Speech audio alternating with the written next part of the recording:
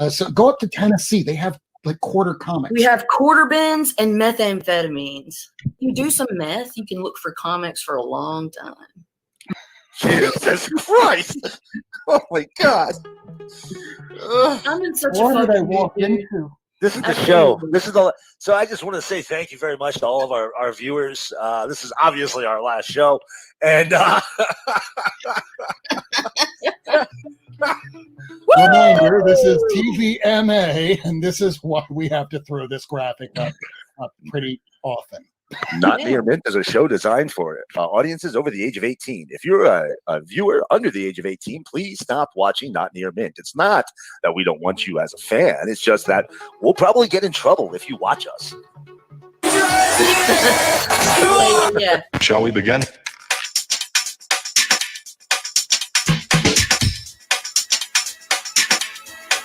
Let's begin now.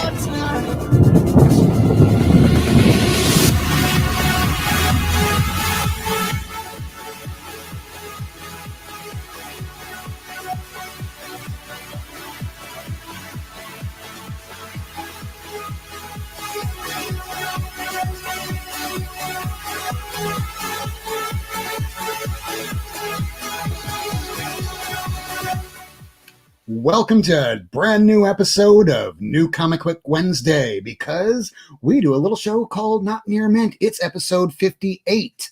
I cannot believe we got this damn far. We even have a special guest tonight. It's not a creator, it's Tacoma Comics, part of the comic book community. So, it's September the 30th, New Comic Book Wednesday.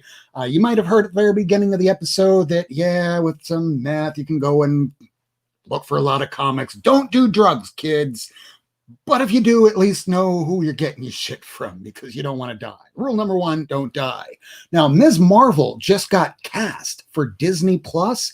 Her name is Iman Vellani, and she is a newcomer. I'm looking forward to seeing what Ms. Marvel's going to look like.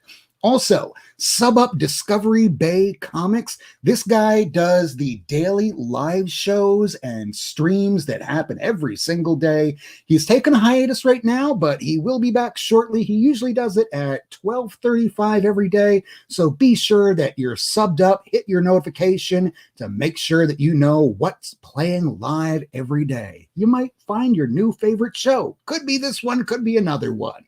So let's see here. Also, it is the Comics and Education episode.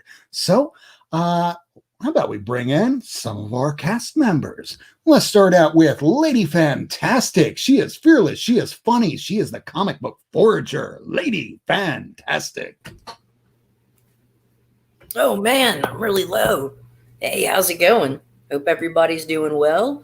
And I'm pretty excited to show you the new nuggets that I acquired. And I guess I'll talk about education. Here's the thing that nobody says about education is that, like, they pay you a pittance for someone who really has, like, you need to have, like, master's level skills to be able to deal with educating some of these little Billy badasses, i.e. we're not paying them enough. All right, next. Next up, who do we got but Miracleman? This is Mr. Comics Wikipedia. He has the voice of an angel and the face of a ghost. He is Miracleman. Now that is one hell of an introduction. Good evening, Rob. Good evening, lady. And good evening to our, as always, fantastic audience. Oh, we are so thankful for anybody that watches our show. And we have a few people watching tonight, and we will do a shout out in just a moment. But if you guys are tuned in and it's 4 minutes into the show, and you're still watching us, y'all know you got it. He is the educator of the evening. And if you're here, you have your favorite addiction. And that addiction is comics on the Mind. Oh yeah, we got Clobber on the Mind. What's up, y'all? I really liked your introduction, Miracleman. If you did not hear me in the background, I was cracking up.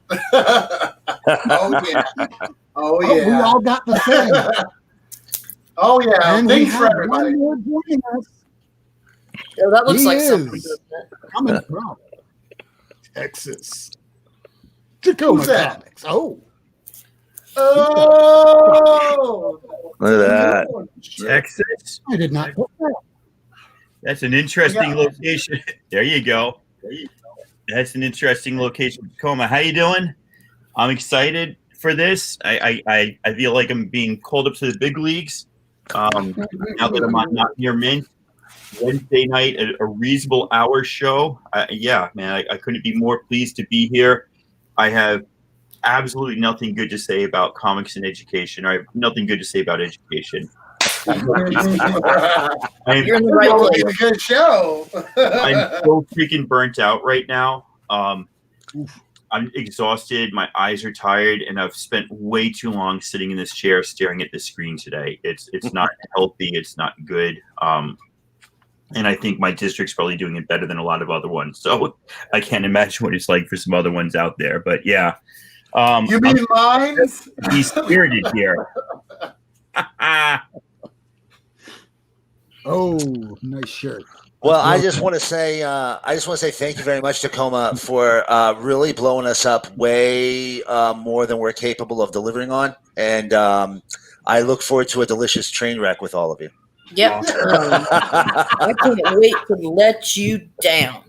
Now, are those the Neil Gaiman or the Alan Moore Miracleman comics? Well, these issues here are from the Marvel run, the reprints technically. But these are during the Alan Moore, or as Marvel was requested to put it, the original writer. Gotcha. So I do have the others. I actually had 15 out earlier. I was taking a picture of it, but I said, I'll bring the originals up here and they'll get knocked over and I will have to commit murder. So I decided to leave those in the comic vault. Gotcha. Please don't tell anybody on our account. We don't want you going to jail.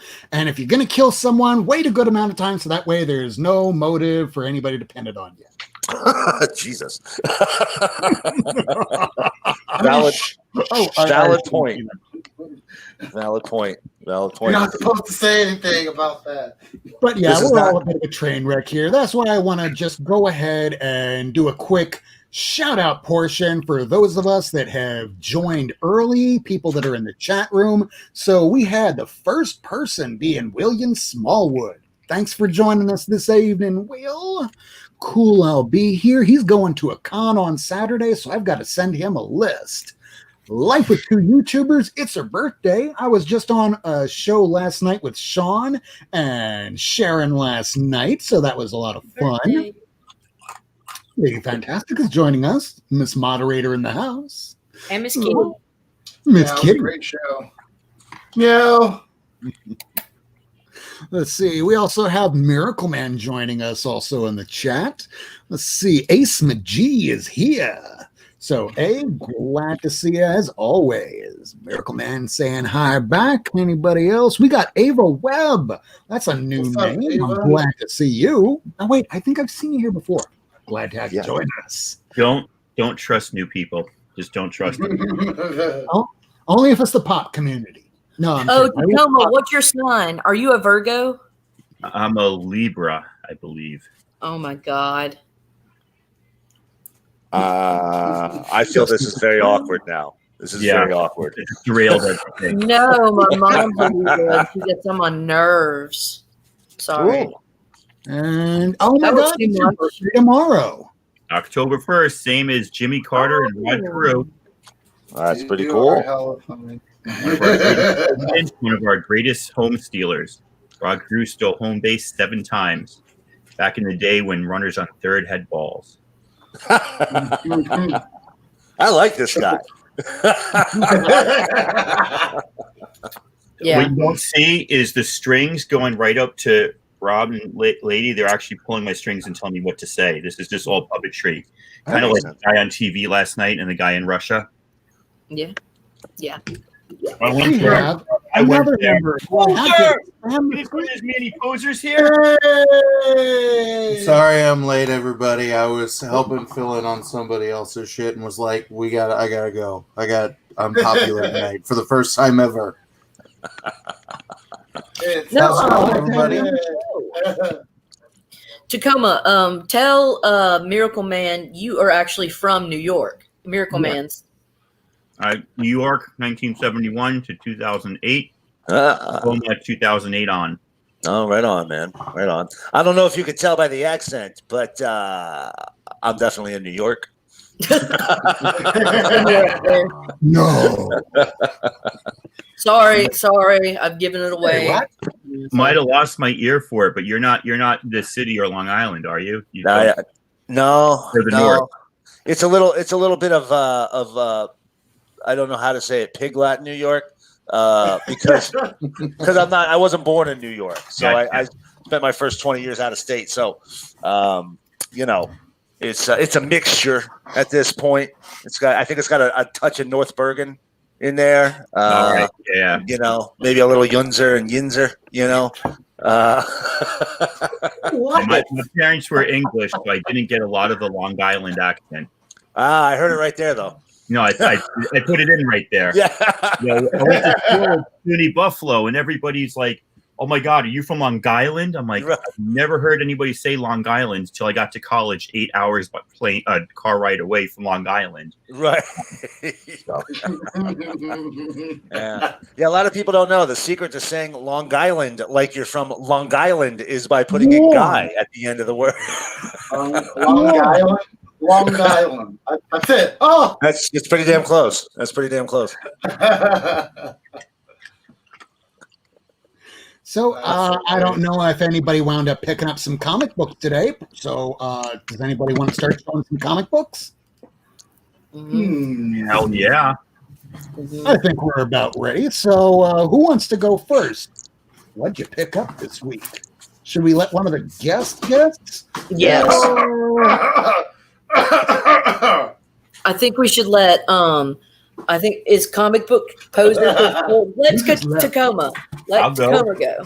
So Go Tacoma. Go. my Wednesday teaching schedule.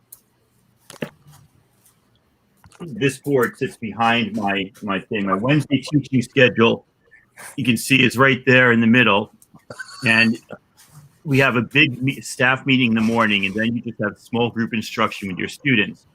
I'm off period 5, and then I have lunch right before that, so I have exactly 58 minutes to get to the comic book store when it opens, then to go to the donut store to make my kids happy, and then to come back. In that time, I got donuts for my kids, and I didn't really know what was coming out today. Oh, there you go. So I got this Strange Academy variant along, one of the Alex Ross hotties. Nice. I got this Strange Academy variant, which I actually like a lot. Oh yeah, I wanted that one. That's a nice cover. Well, I could have gotten another one if I'd known. I got this 4th print, Strange Academy. I actually had the 3rd print, and I need to go back and get that. I got this one, which I was shocked that he still had laying around. Oh, I just bought that. Damn. I just got that off eBay. I love that homage cover. Do you mind if I ask what you paid? What did after tax? I paid like $20. Okay, that's like exactly what he had it at the store for. But I was just shocked. I don't know if he got shorted originally or what. I got this Doyle. Oh, I got that one too. I love that cover. He's had this in the back issue bins for a couple weeks. I finally figured it's my birthday tomorrow. I've got like 4 issues, which makes it 5. So I've almost got half of them. So I'm pretty excited to kind of get that series, read it, and then sell it. Because I've never read that. When it came out, I was in high school and I was like a huge Marvel fan, and my best friend was a huge DC fan, and we always clashed over those things. So when he's like, "Oh, this is great! They're bringing all the different universes and Earths together in one," I'm like, "That sounds really stupid." And it didn't sound really stupid, but I was a Marvel teenager. He was a DC teenager, and I just said those things to get under his skin. I got the new Chew. This has been pretty fun so far. I mean, it's very much in the vein of Chew. Not Chew, but Chew. And yeah, it's fun, and I'm liking it. I got myself a little ludocrat. The first issue threw a lot of people off, including myself. And I think I got the second issue by mistake, but the second issue redeemed itself, and now it's actually it's a super fun series now. For me, don't tell me that. I love the art, and I read the first one, and I was like, the first one, it was like so weird. Jumped too quickly into like the premise of the world that you just weren't prepared for how the wackiness and Christmas fit in. But that whole wedding scene, I was like, what the fuck is this? Yeah. Sound the Congress alarm. But I have issue 2, so I'll give that a read. Two, I thought redeemed it, and then I stuck with 3, 4, and now this is 5, I think, right? And it's the last issue. Yeah. Maybe I'll jump back on it.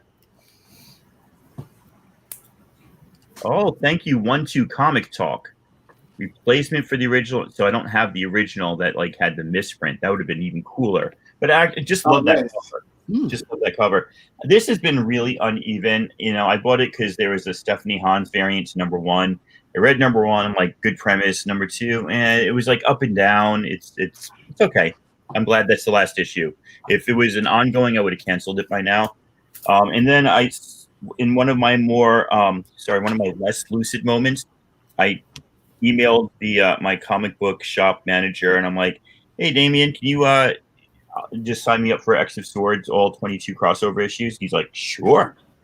So now I got to read 22 crossover. I mean, you know, it's been good so far. I have such little hope for a crossover event. Like better than I thought it would be.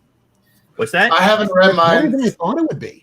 Yeah, no, it's been really good so far. I'm waiting for the other shoe to drop.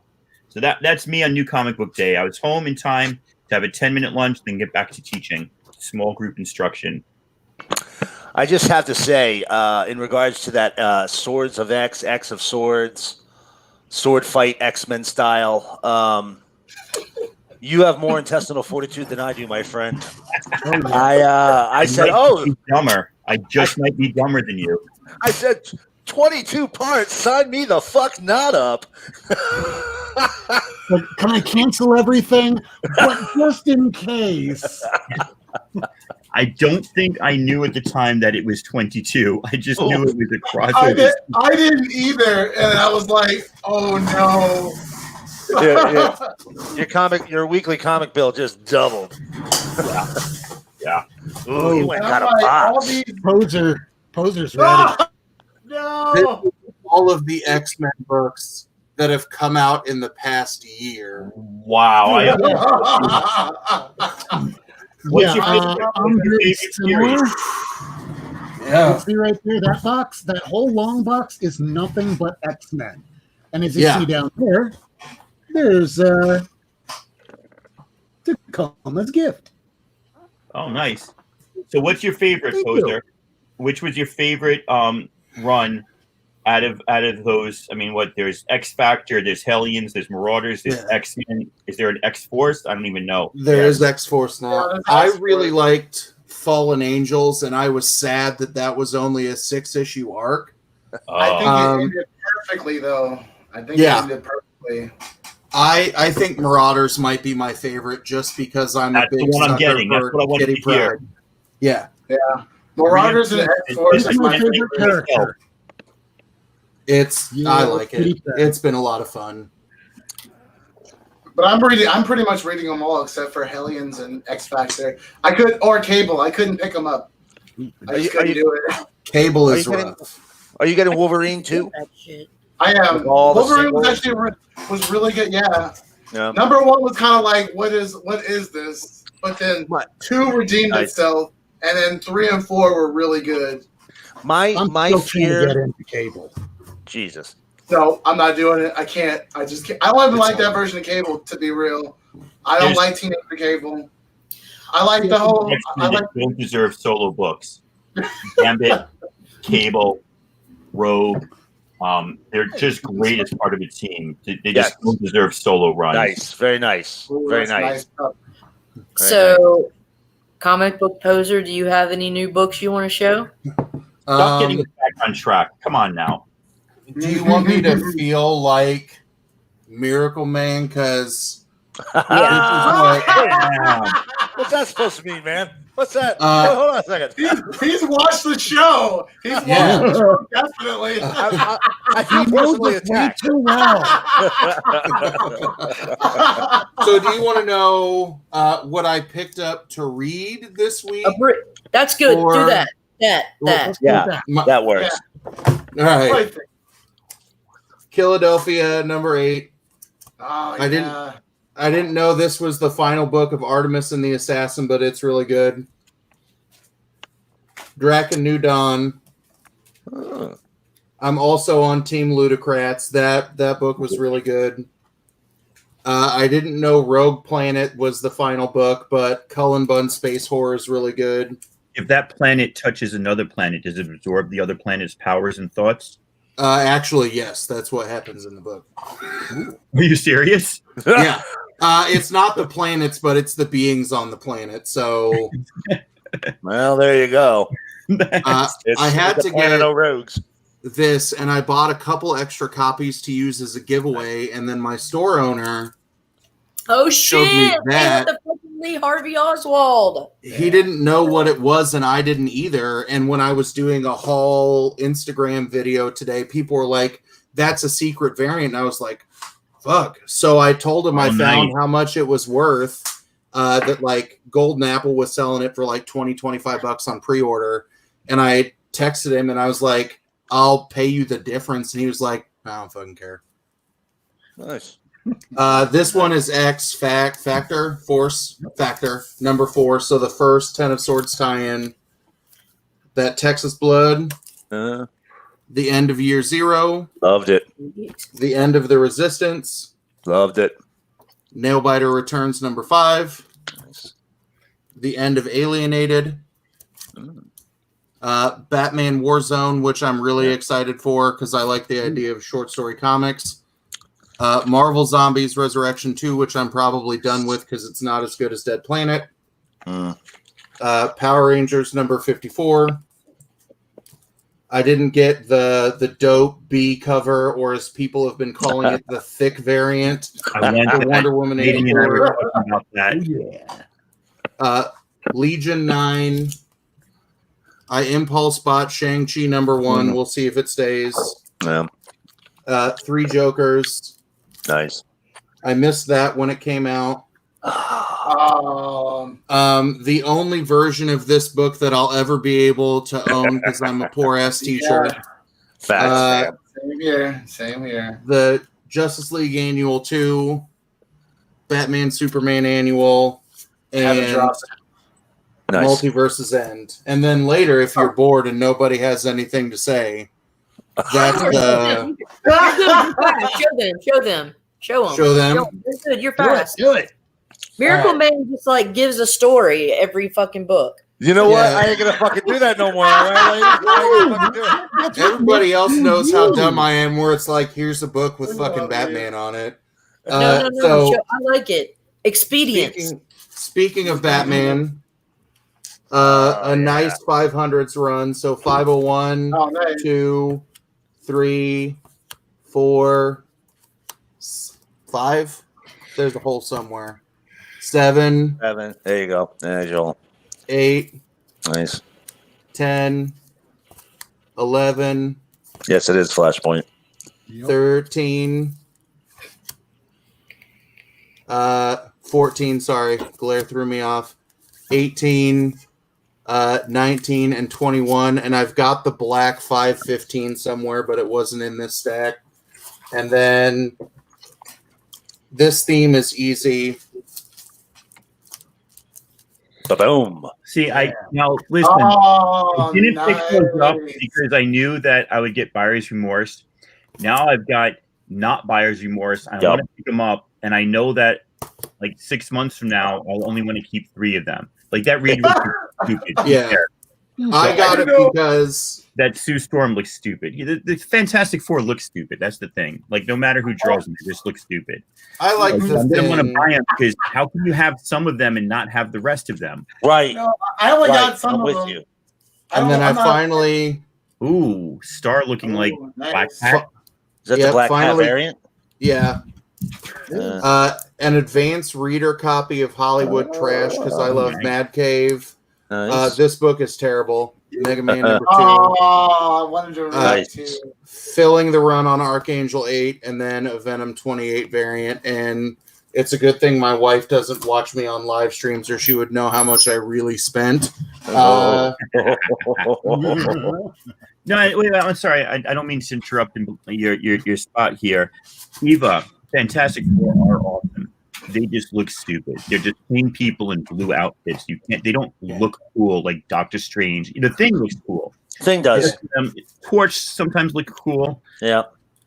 My favorite artist, Stephanie Hans, couldn't make the Invisible Woman look cool. I love the Fantastic Four. I read them all the time as a kid, and had long runs in the 80s. But I just don't think they look cool. I don't think you can do a cool Reed Richards. It's just as an old white guy. Sometimes he's skinny and professorial. Sometimes he's stretched out and professorial. And Sue has always been like the prototypical pretend stereotype of a 1950s housewife. And as much as they update her, she still kind of looks like the blonde housewife. And so the rest of those, man, that Iron Man, that freaking hot, that Doctor Strange is amazing, that Hulk was as good as all the other Alex Ross Hulks that look exactly like that one. Namor is my favorite. That Submariner, I saw it and was like, he's got 3 or 4 more copies. I might just buy it to rub all over my body because I love Submariner. Glad to be here. I've got the Namor and the Silver Surfer on the way to me. Both of those I had to like. All right, Silver Surfer. I regret not getting the Silver Surfer. Kirk. I think Comics on the Mind should go next. Oh, Lady's been very large and in charge tonight. I gotta say, I like it. Let's read more comics. What did I get this week? Shout out to Kai and Kevin from 1-2 Comic Talks. They suggested I get this book, Ink Blot. It was a great read. If you have not picked this up, I definitely suggest it. Issue number 2 on his head. On her head, it is. Her head. All right. Yeah. You had me a kitty on the head. Oh yes. The premise is follow the kitty to an adventure. That's it. And it's like it is awesome. It is awesome. I'm on board. It's a book to read right there. Of course, I had to get Batman 3 Jokers. I'm reading all the Joker War stuff. Man. So here's Warzone. I am a sucker for the Alex Ross covers, so nice. Yes, I got some of those. I am so happy this finally came out. I love Savage Avengers. Here's regular Avengers. Here's Johnny. The only 2 I got were Johnny and the Thing. I didn't like the Mr. Fantastic, and here's the Doctor Strange one. Here's, of course, Clobbering Time. Yeah. And I've been digging this Judge Dredd False Witness. It's been really good. Oh, nice. Yeah, really good read. And also been digging this Hellblazer. This issue number 10. It's been really good. There was another one shot that came out. Hell something, and I cannot find it anywhere. So if anybody, the oversized one. Yes, I can't find it. My LCS didn't have it. That's gonna be a 3-parter. Good. Oh, it is. The artwork looked pretty awesome. Isn't that supposed to be a 3-parter? I think so. It's a Black Label. Yeah, it is. Yeah. Mr. I'll go look for you tomorrow at my spot. I have 3.5 hours of plan. I can Venmo you. I got you. Miracleman. Yeah. Miracleman, show your We see. Oh, it's my turn. It's yeah. No, The lady has spoken. Dude, I got a whip. all right. I guess I'm gonna go. Rob, you got to change the camera, man. Rob, you got to highlight Eva's comment first. That's great. No. It has potential one. Yeah. Yeah, I agree entirely, 100%. Now, listen. I'm gonna be 100% honest. I am a Jeff Johns stan. Okay. Eva's 100% correct. She nails it. His material can go either way. But you know what? Here's how I feel about Jeff Johns' writing. It's like pizza and sex. Even when it's really bad, I'm still really into it. But you can always tell, just like with sex, when someone's phoning it in. Right. And he is. But you know what? I might still get my needs taken care of. So what do I care? Books. But no, she's right. Okay, books. See, I talk too much. See, lady said earlier, you fucking talk too much, Miracleman, and to shut the fuck up. So I'm going to do that as much as possible. Right after you get done talking a fucking lot. So then we got a bunch. Most of this everybody else showed already. We got death metal there. You know, I haven't read that one yet. I'm excited for it though. Legion of Superheroes. I really like dug that the cover. I like Right? the That cover. cover's really cool. I Yeah. mentioned that when Poser had that. That's sweet. They really nail it with that cover, man. You know, it's just a cover, but it does it right. I don't know. We got Year Zero, last issue. Apparently, season 2's coming December. Mm-hmm. Resistance, last issue. Department of Truth. Oh, that one's good. I need That's to a find nice that cover. Nice I cover. had that at my shop for cover. I just didn't know what it was. Yeah, that's the one. That's what the one my LCS pulled. I didn't even ask. I asked for it late. It was last minute when I requested it. Yeah, everybody's talking about it. It's good. So it was good.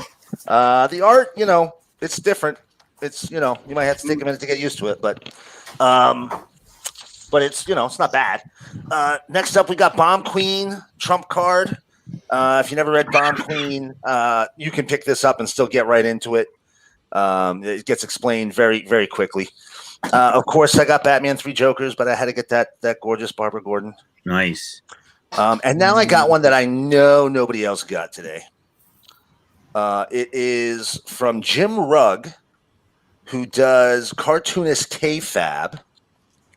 He's got a YouTube channel, interviews a lot of people. I first caught on to him when he did an interview with Tim Vigil. But this is Mystery Octobriana.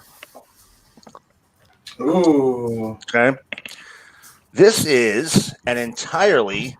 Oh, let's skip that page. This is an entirely blacklight reactive comic. That Nice. is awesome. The whole thing. In In fact, I got to show you. This last page. It's not final page, but this 2-page spread here near the end. Look at that! Imagine that in blacklight. Go. It'd be really cool if I had a blacklight right now to show it, but I don't. Yeah. Well, when you get one, show the comic again. I will. I will do that.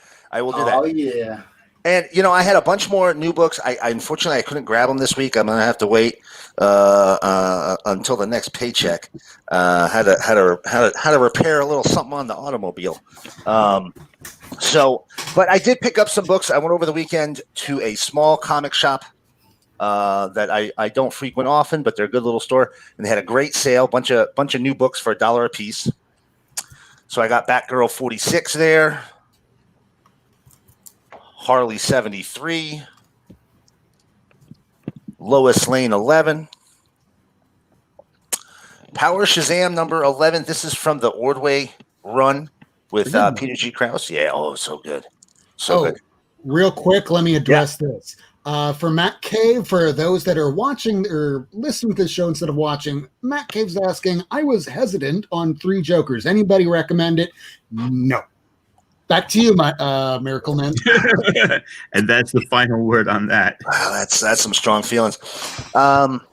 Super Sons of Tomorrow. I missed this when it came out. I only grabbed one part. This actually pulls in the future Teen Titans from pre-New 52. The Teen Titans of the time, Superboy, Impulse, Robin, they meet their future selves who are kind of dicks. And this actually pulled those characters in. So there's 4 parts. I got 2 and 4 now. I need 1 and 3 yet.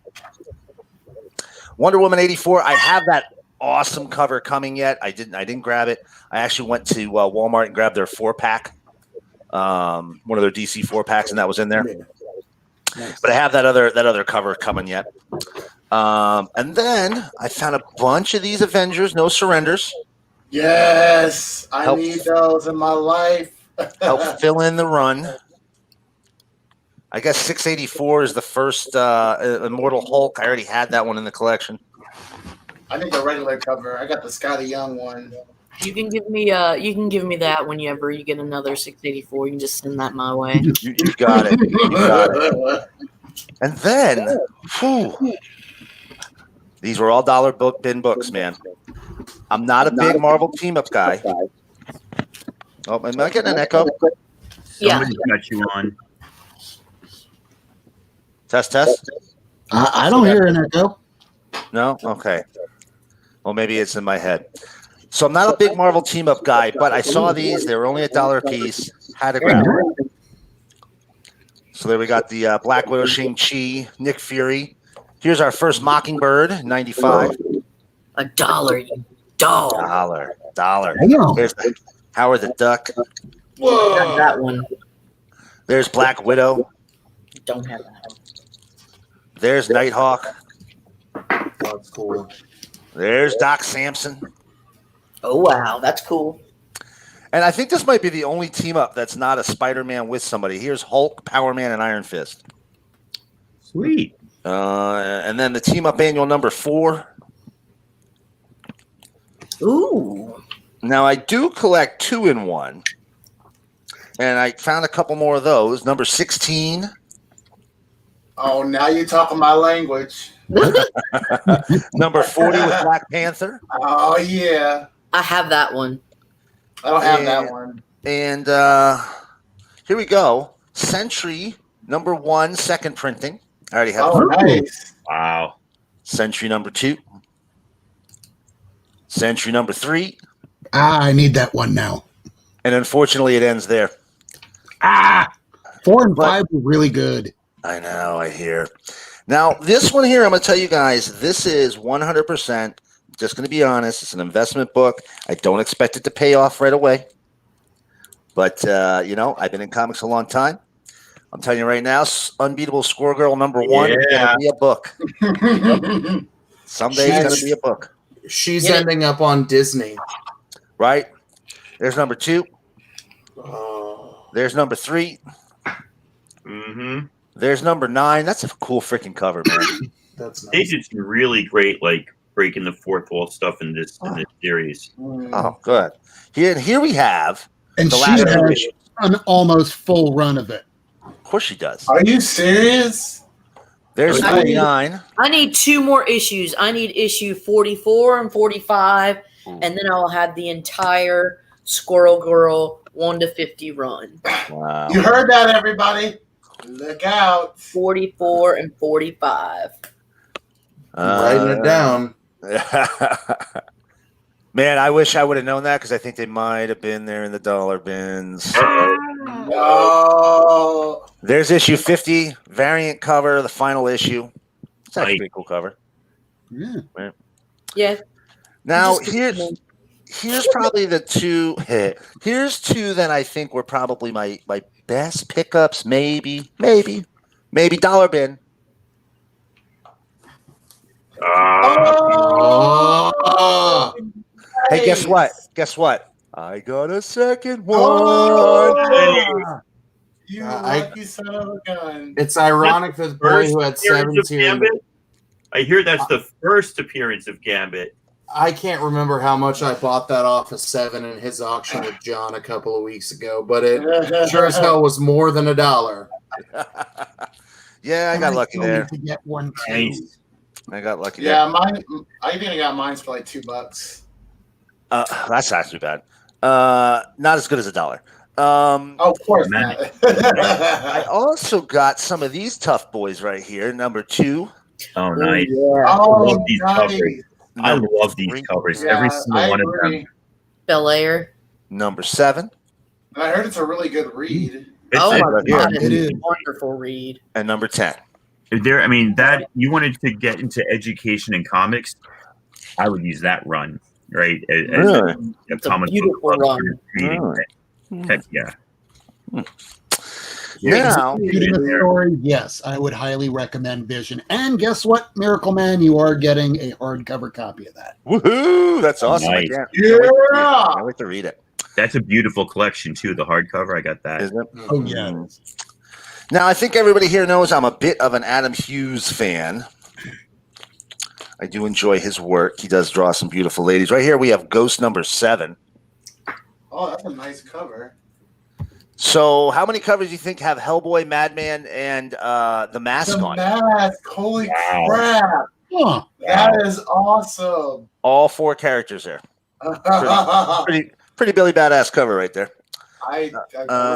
And I got another one, another Adam Hughes cover. Vampirella number 1. Yeah. Yeah. And here's the thing. Coupon's still in there for that Dave Stevens poster, but somehow I think I won't get it. Probably not. Probably not. Now, you believe I also got the next book for $1. Ooh. Now, not my normal fare, but I do collect the Archie superhero stuff. Yeah. And this is Jughead 132, 12 center. I mean, the colors on it are real sharp yet. And I got this for $1 thin, measly $1. Nice. It's a good deal there. Good haul. Anything with Oz, I'm going to buy that. So that's the Oz Wonderland Chronicles. This is from buymetoys.com. That's the publisher. Okay. Never heard of it. Yet nobody has. Goodbye. Nobody has. There's another issue of Tarot there, number 53. I don't know if you're noticing a trend here. Here's Sheena, number 0. Just a tad bit. Maybe, You know. maybe just a little bit. And then here's, yep, a little bit more. Here's the Hey, cat. those books show a lot of skin. They show attractive feminine form. That's all. The cat number 1 there from Aircell. It is. Nice. I'm going to tell you right now, the only mature reader title from Aircell that's worth reading. The only one. The rest are crap. And then last but not least, Unholy Grail number 1. That's right, Eva. I sure do like the ladies. Unholy Grail, it's a Cullen Bunn book from Aftershock. I don't know if anybody noticed this, but Aftershock, I don't know if it's this month or last month, but Aftershock is doing a collected edition of their Cullen Bunn stories. Yeah. Yeah. Nice. Calling him their most prolific writer. And this is a Francavilla cover on this one in particular. I don't know if you guys saw that. Yeah, love that Francavilla. Jay Yes. Hood is saying Buy Me Toys is his LCS, so and Is he it? actually wrote a few pages for them. Oh, no kidding. Yeah, so there you go. Wow. Well, Jay Hood, that's pretty cool. Jay Hood, if you could put in there, do they still publish books at all, or was that kind of like a one and done thing, or what? We'll have to wait for him to respond. I'll wait for a response on that. But that's pretty much it. I had a couple of lower grade books I don't think anybody wants to see. So yeah, I'm good. Oh yeah, that's another thing I wanted to bring up. Jay Hood wound up doing the intro to Comic Gories. So if anyone sees the new episode that just dropped on Monday, it was a fun episode that frustrated the shit out of these big name collectors. That if you think the stuff behind me is good, it makes this stuff look like trash. And yeah, so that was the episode. And Jay Hood, he did the intro. Check that out. It is awesome. Nice. Hey, lady, was that fast enough for you? Oh, she ain't even here. I'm talking shit. Dropped. I wish you dropped. She was like, "Oh, he's out. He's done. I'm gonna shut up." No, here she is. Oh, lady. I Yeah, don't know, Eva. I'll let you know. Series, but they've all wrapped them up by now. And here's Lady Fantastic. Sorry, my computer was being weird. Okay. I feel like we're playing volleyball in middle school, and like you're told to rotate, and nobody knows where to go because they don't fucking care about volleyball. And so somebody just like pushes you, and you bump over, you bump up, and then you're like, "What do I do?" They're like, "Just stand out of the way, and I'll get it." Because I'm accurate. I'm sure none of you guys relate to that. Sure. Yeah, I was the one always last. Well, that'll happen. I couldn't move very fast, and I was kind of wide. All right, still on Miracle. No, we're done. We finished. We got them. We're done. All right. Let's see yours. These are just like the new ones that I got today. So have you? Okay. Is it big yet? Mine's being really weird and slow. I can't. But anyways, here's the okay. There you go. Yeah, very laggy. Oh, that's a dope Shang-Chi cover. Yeah. Hell yeah. Hell yeah. I don't know why my thing's being so weird. You should take advantage of it and start like moving your hands really weird, and then start speaking weird, so it just like exacerbates the effect. Wonder Woman, 1984. Love that cover. Wonder Woman. That artist does so much beautiful work. That is just the tip of the iceberg. She's on. I got to look up her name. It's Robin, I believe. I forget her last name, but she's on Twitter. She posts up her art all the time. Just gorgeous That's work. great. Is that a new story? Like, is that an issue number 1? Yeah. It's a movie tie. The movie. Yeah, movie tie-in. I just wanted to pick up. I have the timeless variant, but I wanted to keep all my. And she's gone. I promise you, I did do nothing there. She will come back, and we will pick right back up off. Blame it on my gamma radiation. Yeah. Yes, most likely of the scenarios. It's always Fucking Rick Jones and that goddamn leader. Mm-hmm.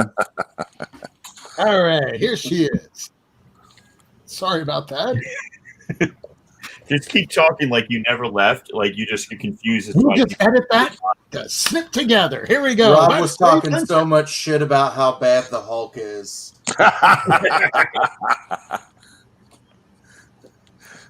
Lady, you have very much of a I am not amused face. So then I also got the Department of Truth. So I got the A cover, and then this is the Jenny Frieson B cover. So Nice. I just really liked it. Oh my god! Grab that. Robin Eisenberg. Thank you, Ace. Yes. All right. Yep. Great cover.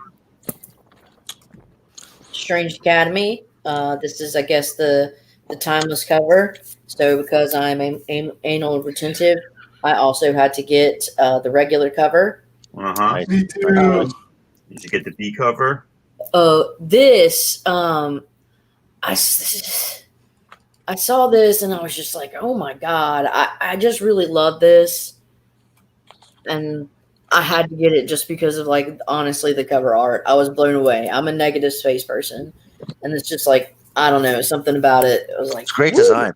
I Yeah, think that's and a then- super cover. People are gonna be talking about that 6 months from now. I like that. This is Bill Sienkiewicz, Carnageized Conan, Nice. and it's just really Nice. wicked.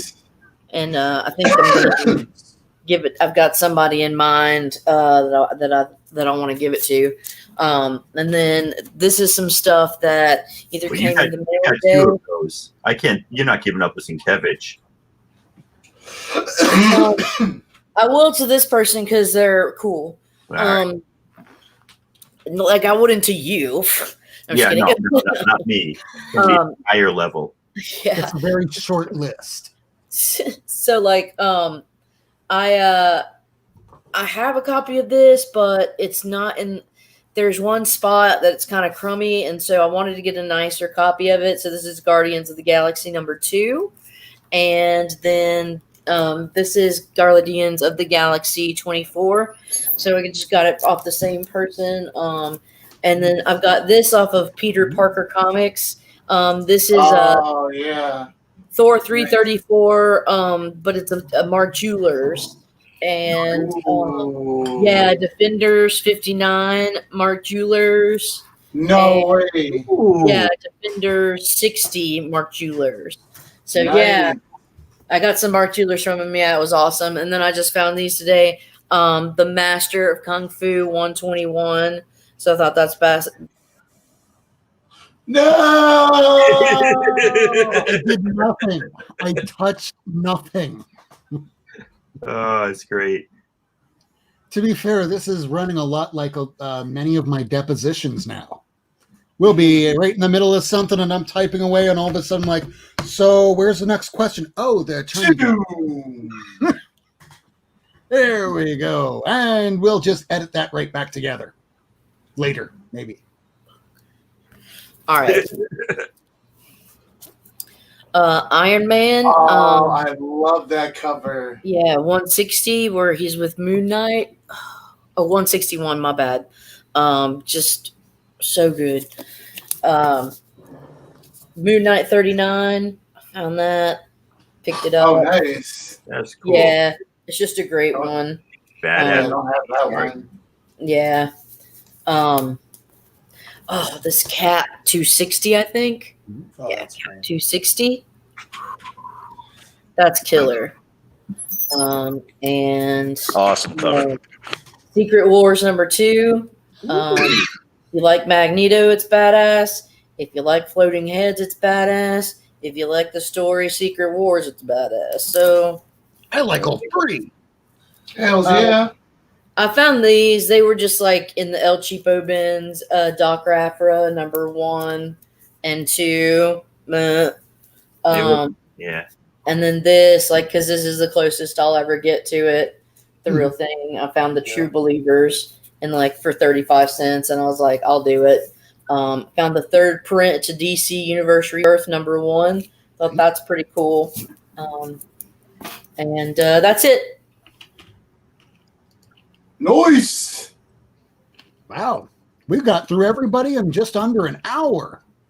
So I only did the new books I picked up. I thought we were waiting for like what we've gotten the past week. So Well, if you I want to don't show know those, the you rules. can go right ahead. I don't Yeah, know go the ahead. rules. Am I allowed? Yeah, show up. Hell yeah, dude. Because Blast through, man. after it's me, then we jump into the subject. So go right on ahead, Tacoma.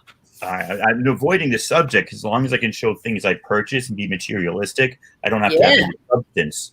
So I traded with Jeff Silversmith. I got an Invincible Iron Man 9 first Ironheart for $2 at half price book. I traded that to him for this and for the first appearance of Mystique and Captain Marvel, but I put that, or Miss Marvel, but I put that away already. And one other book, and I can't remember what the other book was, and I feel stupid now because I don't know where it is. Some guy on IG had a bunch of Spawn newsstands, and my new thing is trying to collect issues 1 through 137 newsstand because I don't have enough shit in my life. But I just thought it'd be cool to get like all Spawn newsstands because I love newsstand. I love getting like late year newsstands. That's my thing. I just love this cover. This is like in crap condition, but I got it for $1 half price book. Ooh, nice. I think that was pretty awesome. And then in the same vein of crap condition, I love that cover. I picked this up. Nice. That was really, really Ooh. good. Very cool. It's got this big tear up here, but otherwise, if I hook my finger like that, I'm like, look, for $1, I got that awesome Spider-Man and the Lizard and Human Torch. I got this for Lady Fantastic if she doesn't have it. She's here, bro. She's back. Best condition, but it's a great floating heads cover. Nice. You have that one, lady? Nope. Thank you. Do you want that one? Because it's got a little thing there. Yep. All right. It's yours. Put that in your pile. That Thanks. actually is her pile right there. I just threw that on. No, Yeah, I saw that.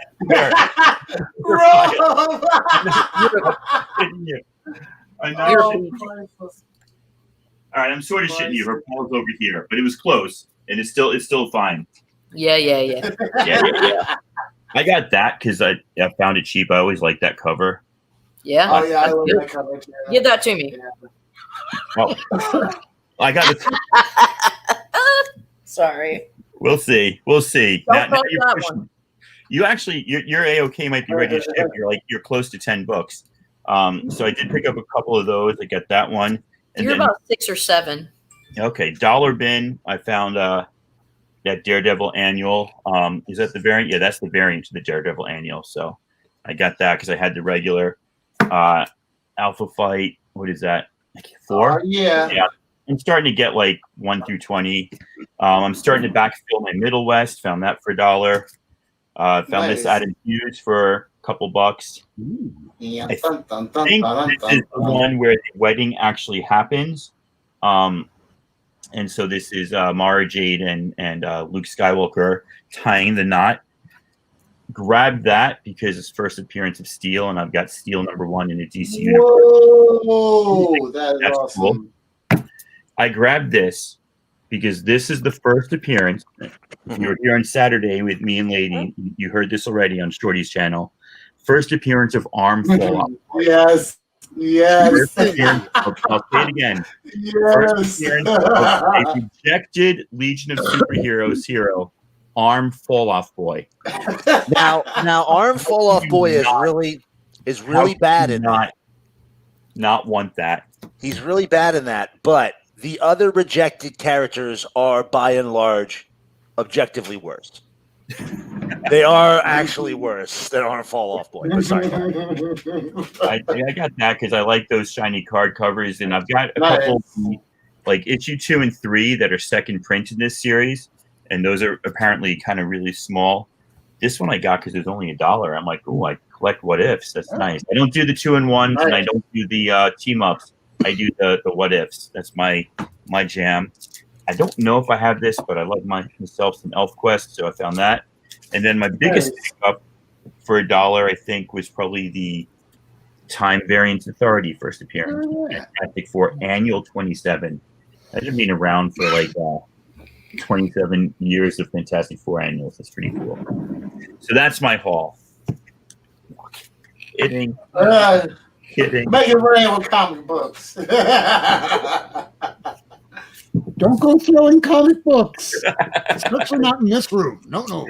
But somehow I let comic books. I don't know how or why, but I even let my cat in this room. So as long as I'm careful, I guess. So what is it? My turn? Yep. Oh yeah. What's that thing? What's in the briefcase then? Everybody wants to know what Rob picks up week in, week out. So here we go.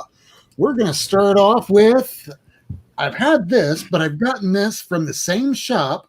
So for people that know me, I go to Miami Fresh Comics.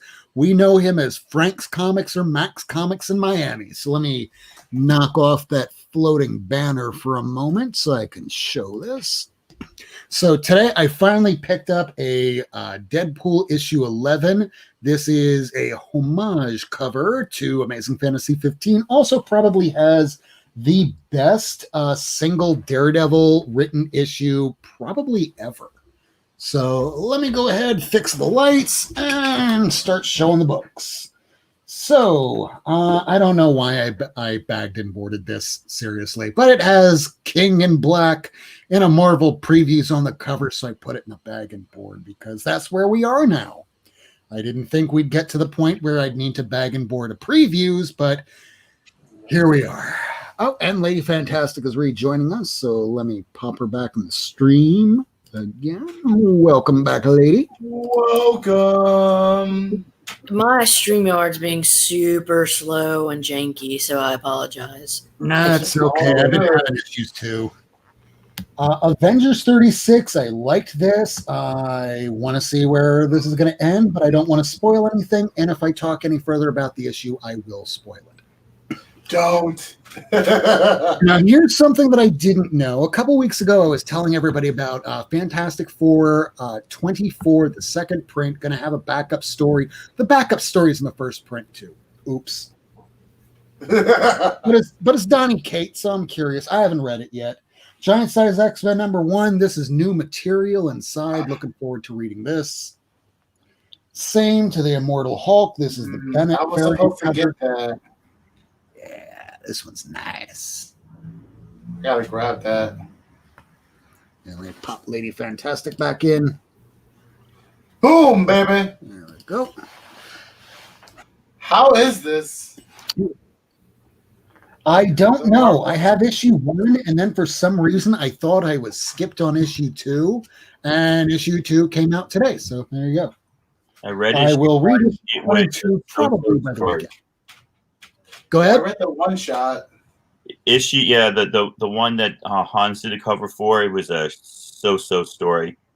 Yeah. I have it here. I just haven't gotten around to it yet. Now, up until today, I have never read a single issue of Shang-Chi. I've read issues where he's been in it. I know nothing about the character, but after reading this, it reminds me a lot of Robert Kirkman's Firepower. So I don't know if one's kind of aping off the other. I don't know, but it was okay. I'll pick up issue 2. Here's the variant cover for the same thing, all black. So whenever I see an all black cover, I kind of have a thing about picking them up. Nice. Here's Strange Academy issue 1, the 4th print. I only got the 1st print and the 4th print, and my 1st print is only the variant. So, of course, every issue I'm getting. That's a beautiful cover. She's my second favorite character. She's so just innocent and pure. She's so bubbly and just full of life. Nothing can make her mad. Although I'm kind of guessing after reading even just the 1st issue and just having a tiny bit of Gator, having an idea that Doyle and the Loki sort of kid are going to definitely hook up.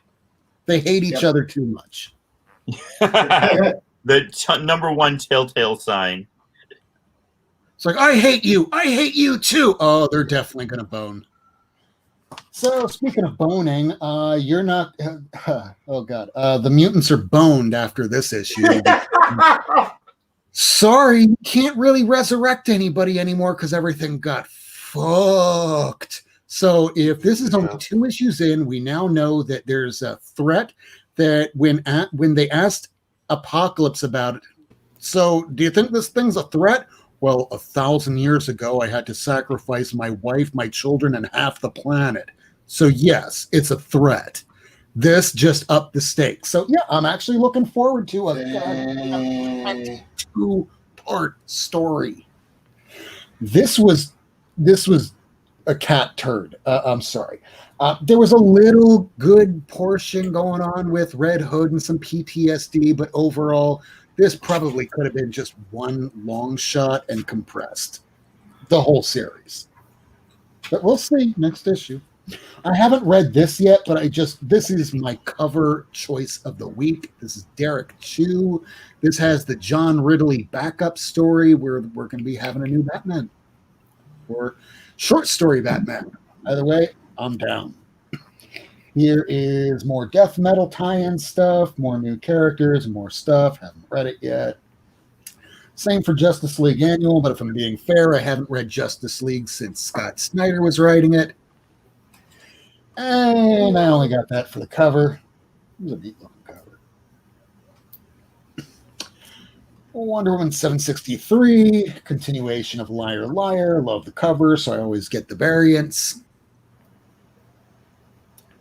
Yeah. Hell yes. Man, that's a great cover. I do not care if people hate this. All I know is if people hate it or love it, if people are talking about it, that's all I care about. Yes, I am picking it up. Yeah. You know what? You hate it. People that hate it just have loud mouths. Most people love that cover. Hell yeah. Exactly. If I busted out $3.99 for something, yeah, I like it enough. I'm going to get it. I do hate buy stuff. That was not a hate purchase.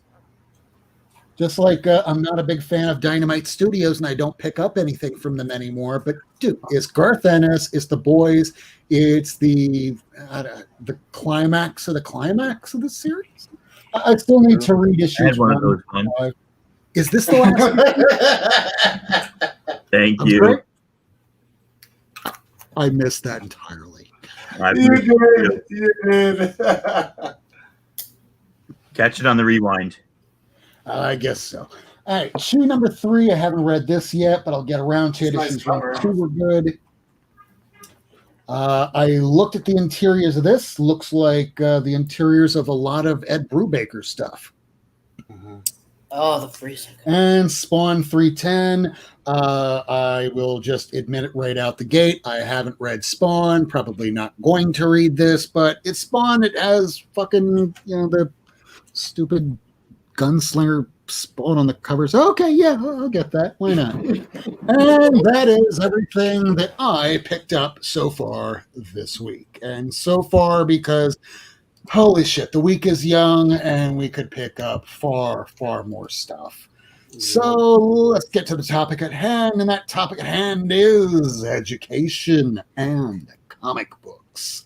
And yes, this is a TVMA show, so we can talk about pretty much whatever we want, but we also don't want the people that are teachers to get fired. So they ain't gonna fire us during a fucking national quarantine pandemic. I told my principal to fuck off twice yesterday and today because of some shit they're pulling. So you can, if you fire me because of some shit I say on YouTube, then I'll die on this hill. I'm in a mood down here. That is the realest shit I've ever heard. There was a teacher down here, South Florida, that just resigned because the teacher, for a private school no less, a little different, but they wouldn't remove their Black Lives Matter sign from their home. Yeah. Not school, not a school ground, not their Zoom, their home, where it doesn't affect it. Okay, fine.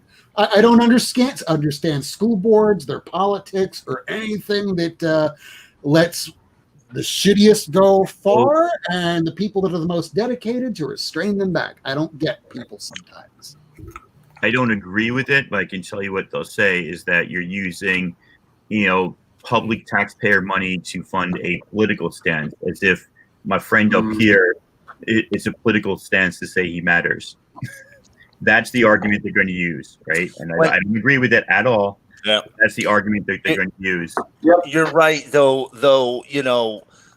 Somebody saying, hey, maybe stop killing us. If that's a political statement, then politics are ultimately completely fucked in our country.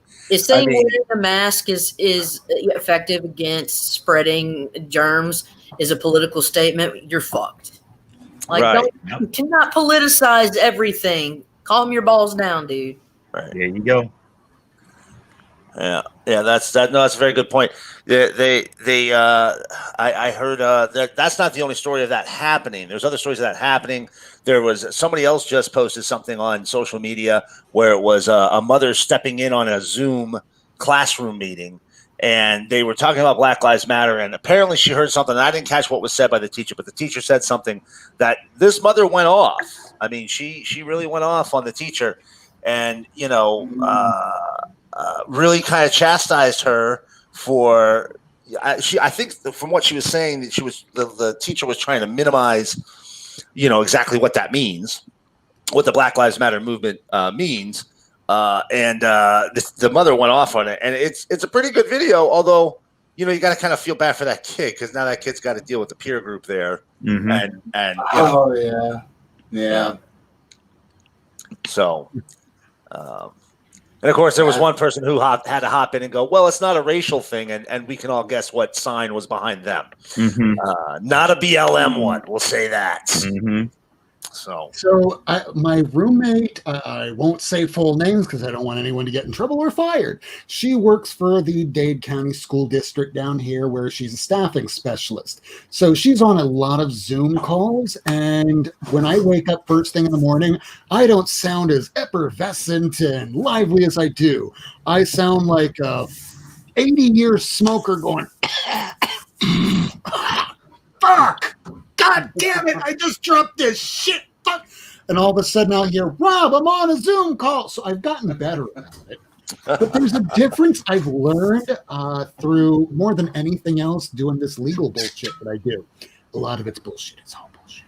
So if you wind up saying fuck, and you're on screen and it's your job, yes, you can get in trouble. But if somebody in the other room winds up going, fuck, and it has nothing to do with you, it could be somebody outside, could be anybody, it has nothing to do with you, they really can't get you in trouble. Oh, wow. And Lady Fantastic's back. Hey, what's up? We're live.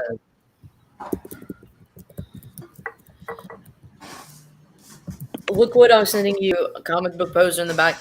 So I'm kind of dumb. Like I can tell you about lots of shit that might seem really highbrow and intellectual, but like stupid shit like clearing your browser of the history or whatever. I don't know, that frees up data and whatever. I did what he said, and yeah, shit works just fine now. Thanks for your help.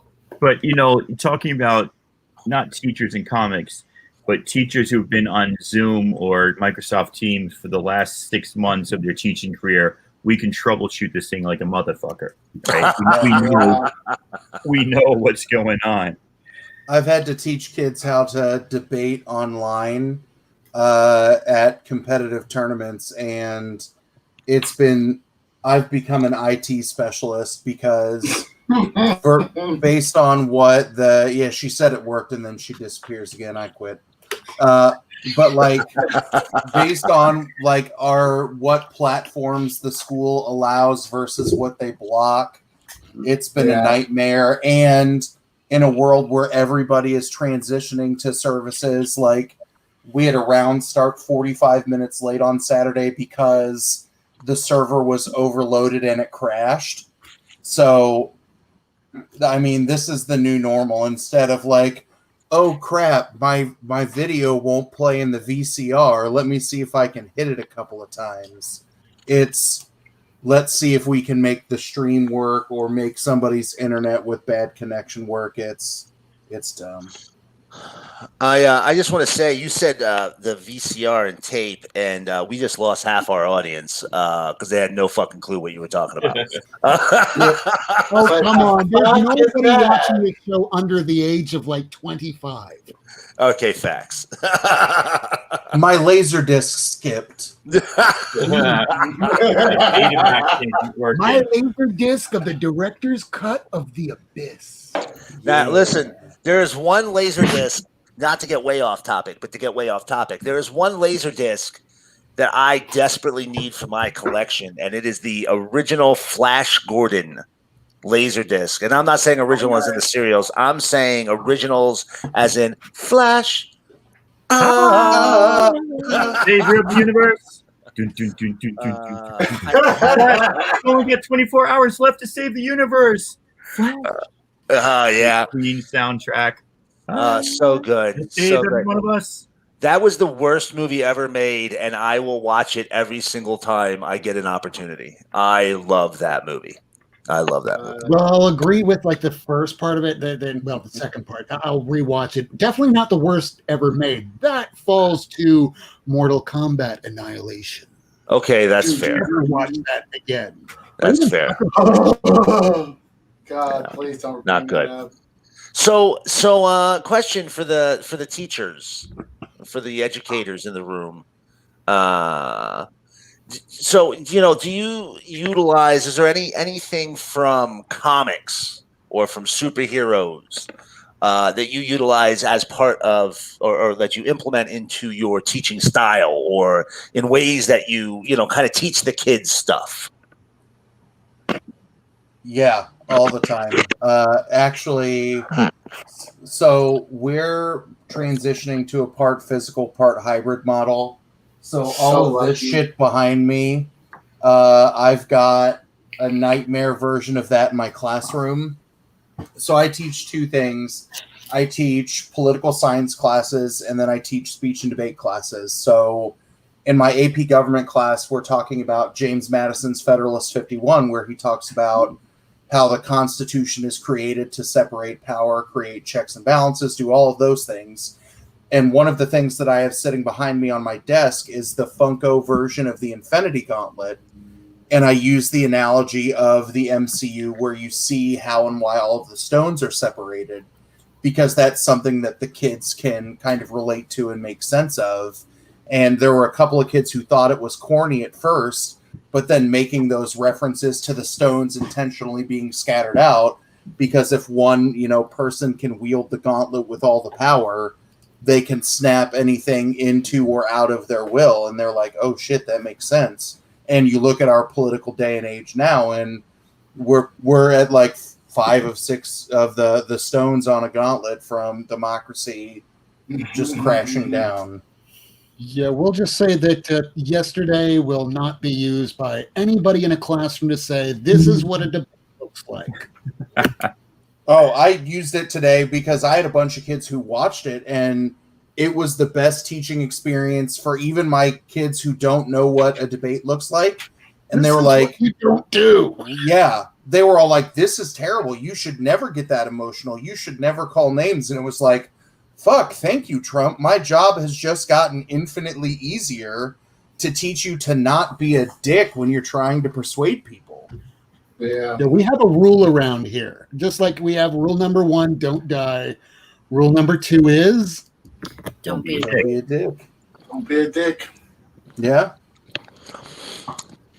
Perhaps if things go forward where if you get your 2 minutes, the other person gets the mute button where you can decide to interrupt whatever you want. No one's going to hear a damn thing. Okay, maybe that'll work. That is actually the Presidential Commission on Debates just decided that last night. They are going to institute a mute button for the next 2 debates. So how crazy is that? How freaking crazy is that? This is 2020. This is what we've come to. Yeah. So to answer your question, no, I don't. I don't use comics for number one reason. I am a robotics teacher. Yep. And so within the world of middle school robotics, I get to teach pretty much what I want, a pretty tailored curriculum, but it's a trimester course. And so I don't have time to go extemporaneous. I was a social studies teacher and for the first 10 years of my career. I did use comics a lot. Another thing we have to acknowledge is, the corner comic book shop, right? The corner stationery store that sold comics doesn't actually exist as much as it did. There's comic book shops, but there's not newsstands like I used to pick up as a kid. So my students, they know the MCU. They know Runaways on the Disney Channel. They know Raina Telgemeier, who's the #1 comic book author in the world. We just don't talk about her like that because she's not the peak of his comic book. Smile and that run of books and all those. Yep, #1 selling comics of the last decade, with far beyond anything. Random House's Plastic beat Marvel and DC hands down. Yeah. But I have a box. I have 2 short boxes full of comics in my classroom, and all like quarter bin comics, but like good stuff that I've found. And I leave for my students. I'm like, anybody can read this anytime in my homeroom, or anybody wants to come in at lunch, whatever. I get very few takers. They'll go to the library and read a graphic novel. They'll read Raina Telgemeier, but the actual floppy comics don't hold that same like allure that it held for me at that age. Right. Well, it's changed. I think, with kids, obviously everything's going to be a lot more. Every generation, we shouldn't say with kids. With every generation, we become more of a, I want it now. I want it. And that's happened. Yeah. I mean, when the microwave, when did that come out? Late 70s, and who was like, I'm not going to get a microwave. I'm still going to make my popcorn over the course of 15 minutes. Yeah. Nah. Everybody went out and got a microwave and was like, bam, I got popcorn in 5.5 minutes, which was fast in 1979. America's always about expediency. Wait a second, you can make something 15 minutes go for right. Yeah. Right. So you got a trade, you got an OGN, you got a whole story. So you don't have to wait till next month, or hell, even if they move it up to like every 2 weeks, you're not waiting. The kids don't want to wait. They want the story now. Like, give it to me now. Contained, sure, but comic books are built to be sequential. Unless it's a one-shot, you pick up a comic book and you go, where's the rest of it? And you don't have the next issue to read right there, and you're not somebody into comics. You're just going to go, well, I guess I'll never find out how it ends. Rena Tellmeyer, the whole story's there. The binge phenomenon across this generation of students, I think, is a twofold problem. I think the first is definitely the instant release of everything, right? I can binge watch an entire season, but we're still dealing with the fallout of the No Child Left Behind generation, where kids were taught how to answer, like they were taught the answer and not the process. And I'm lucky to work with some, a lot of gifted students in my AP classes, a lot of kids that may not be identified as high flyers, but they will self-select into something like debate.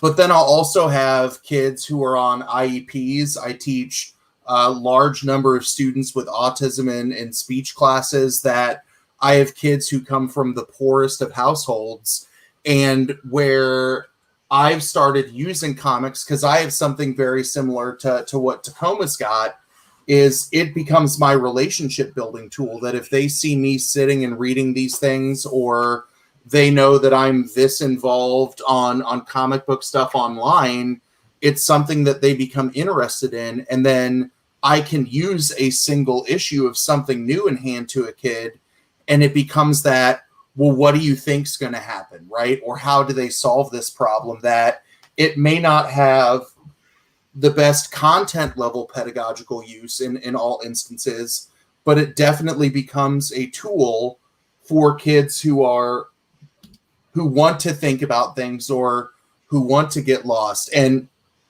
Ace says something precisely that's in the right spot, right? Like, I spend way more money than I should on comic books based on like our income and shit.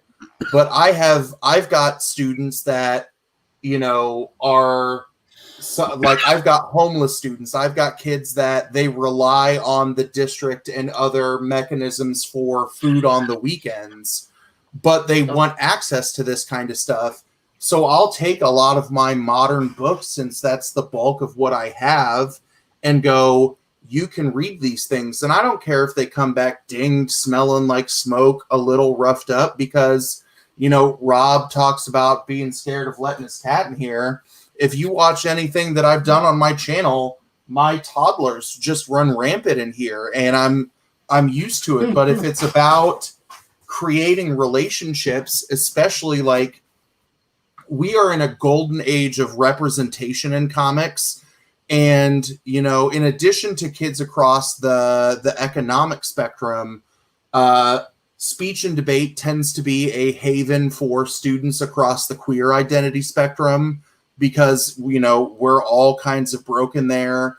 My school is 40% white, and then 60% Black and Hispanic, and then a mix of 3 or 4 other racial categories.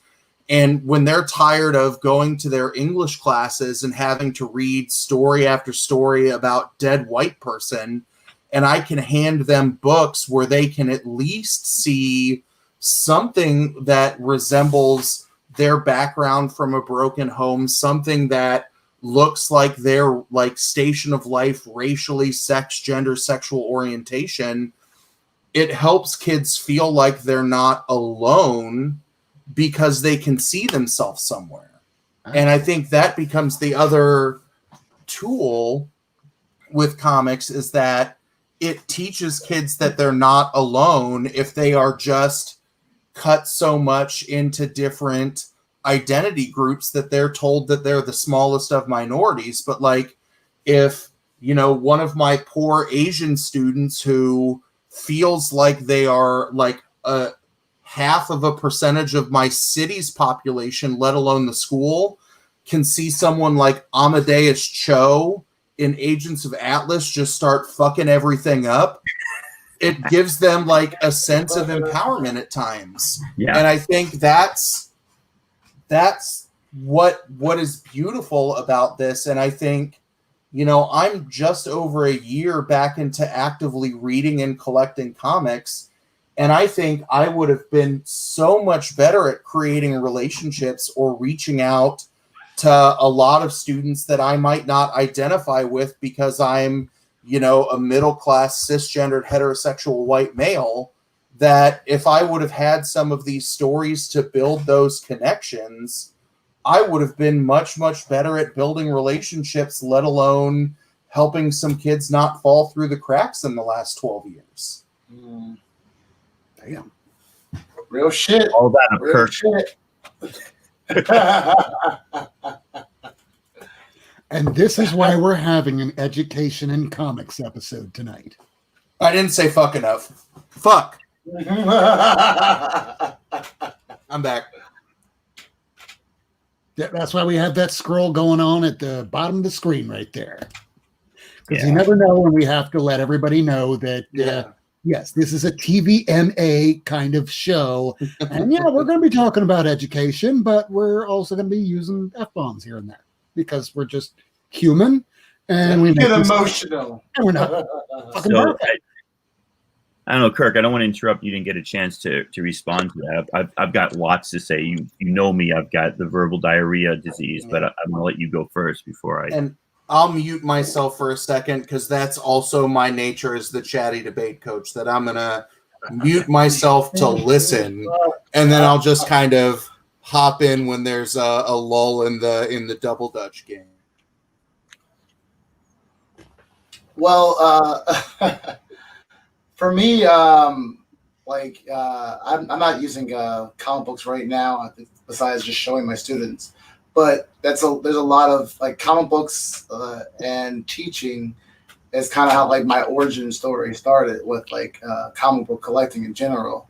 I honestly started collecting comic books when I was teaching a comic book class where I was teaching kids how to like do storyboarding and create their own comic book, and I needed references, and so I was just going to flea markets and half price book and just buying books to for references for my students, and I started reading these stories and I'm like, oh my gosh, like it's like some of these stories were like so great, a lot of these Avengers, X Factor, New Mutants, all these different stories I had no idea existed, and so like my children like that I worked with, like I was getting absorbed to these stories, and so for me I use them and I literally use them in like classes that I was teaching, like enrichment courses that I was teaching, but I would also use my these books as just a way to connect them with my kids, like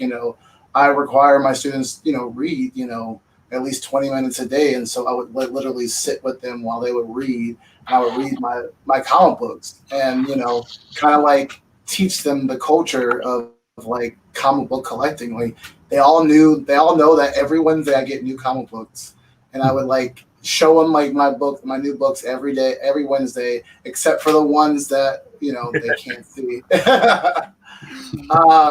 I had a bad experience I'll just say this, and I'm a little embarrassed to say I had a bad experience with one of the variant covers of I Hate Fairyland. So if you know what those are, called I Hate Fairyland. Oh yeah. Did you take that to work and go, hey kids, I got the new issue of I Hate fuck. No, I forgot it was in the stack, and they were looking through it, and it was like, oh, Mr. Kirk. And I was like, oh no, you didn't see that. You didn't see that. And for so long, they kept bringing it up. I'm just like, you're never going to let me live that down, are you? Like, no. It had a curse word on it. Yeah, it's just a way. It was definitely a way I connected with my students. Even like with doing some of my games, virtually online with the kids, like I would use like some of my comic books to put word. Like we had a rhyming game that we were playing, and I put the words on the back of some of my favorite issues, and I was just talking about some of the books that I was reading, So still another way to show them like my new books, but also play virtually. So it's been a lot of adjustment, definitely with this whole. Cause I'm unlike y'all. I'm not like doing like the in person. It's all virtual for us, and my district definitely like Tacoma has not handled it well. Just talking to a lot of the teachers, in this community, and just people I know in general that also teach. It's like, yeah, everybody has handled it differently, and whether for the good or for the not so good. And it seems like a lot of under privileged communities get left behind, and the community I serve is definitely like an underprivileged community, And unfortunately, like there's a high rate of COVID in our area, so it's like they're not going to open school anytime soon, and the kids are like they're craving it, Just talking to all my students, they forced our district to do it by next week, even though they tried to say we're going to do it safely by the 17th or about 2 weeks from now. But because the governor is in line with the person running the country into the ground, said, hey, kids, go back to school quicker. Florida's getting better. Seemed like it's still above 1,000 people getting it every day. Okay, yeah, fine. I guess that we don't care about the teachers. Hey, to answer Eva's question, I think there's just so much more media to consume that it feels like it's watered down. But I mean, if you look at Endgame, Infinity Wars, Black Panther, Captain Marvel, I mean, it's still like the big attractions are out there. I don't know if kids are into superhero comics as much anymore, but they're definitely there. I wanted to hit on something that Poser said. We know and we're told, now my principal even tells me that the most important thing is, building relationships with kids. I think most teachers know that intuitively, and it's probably why we went there, but there's no established mechanism by which you can do that in a prescribed period of time or method. Right? It has to happen natural, and it has to happen from somebody who's empathetic towards the young people in their class and all the young people in their class. So, you brought up No Child Left Behind and standardized testing as a subsequent topic, even though you didn't say it out loud. Like those things have switched the culture in schools so much in the last 10 years that, yes, I hear more lip service to building relationships, but less actual time. God forbid we used to call it homeroom. Now it's called our advisory class. We have an advisory curriculum. God forbid I should just want to sit and chill and talk to my kids, or let them talk and just talk to one of them about something and bring up, hey, you want to read a comic? Read a comic. You don't want to read a comic? Go talk to your friend. But no, it's all got to be do this, then do that, then do this, then do that. Make a connection by saying this, and then let's do a community circle to bring out this. I'm like, these are relationships. They don't follow a formula, right? You have to just build them, and it's a natural thing that you develop as a teacher. So I see, at least in my building, in my district, less and less places or space where I can just be like, hey, here's some great comics. It's just the vision. You want to talk about Shakespeare and what it means to be normal and how to fit in, and what you would do for family, and what normal means. I mean, I'd love to be able to talk about that. You want to address depression? Let's look at Mr. Miracle. I mean, there's some beautiful comic stories out there. I just happened to mention 2 Tom King stories, but there's some amazing stories out there. It's just, it would have to go through a curriculum approval process, rather than just hey, the cool teacher wants to talk to his kid a little bit, and this kid looks like he might be interested in reading a Miss Marvel comic. If they're unlikely to allow you to show Catcher in the Rye to your kids, perhaps Deceased isn't going to be on the curriculum next semester.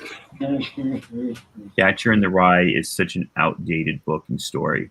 There's so many better and newer ways to tell that same story about disaffected youth than a white kid who curses and doesn't feel like he belongs in school. And it's a little weird that I'm watching some adults in a hotel room and this guy's spitting water in another woman, and that's so weird. And I'm just going, okay, they're letting kids read this in school. Okay, I read this when I was 13. I don't think much about it, and then I read it 20 years later. Oh, now I get it. I understand this reference now. Don't let me read it as an adult. Yeah, and I think I get a lot of what Ian's saying about having to jump through curricular hurdles and that kind of stuff. And I think there are times where I've just used, like, I've been in the same building for 13 years now, and we've had a high degree of staff turnover, and I can use a little bit of like the football coach card where I've got a program that has been competitively successful, so I get a little bit left alone.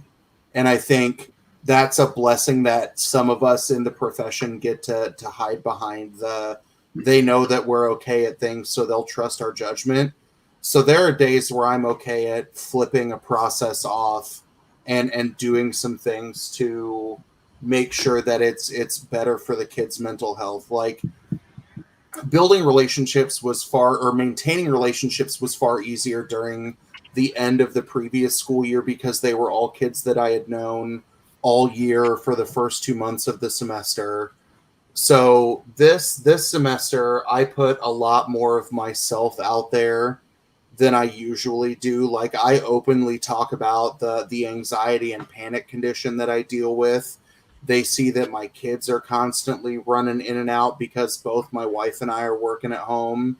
And I think, like, where I've had a lot of kids who have never crossed paths with me before buy into me is from some of the just random shit that they can see in my room or see me talk about. Like, I randomly was opening my mail while my kids were doing a bell ringer, and I opened a Mr. Poopy Butthole Funko Pop from Rick and Morty. Wow. And I had a kid send me like 2 or 3 like mosaic pages of her own art that she had done. Nice. That is Rick and Morty themed. And I looked at her and I was like, if you're on Instagram, can I share this and tag you and start showing the world, you know, how talented you are?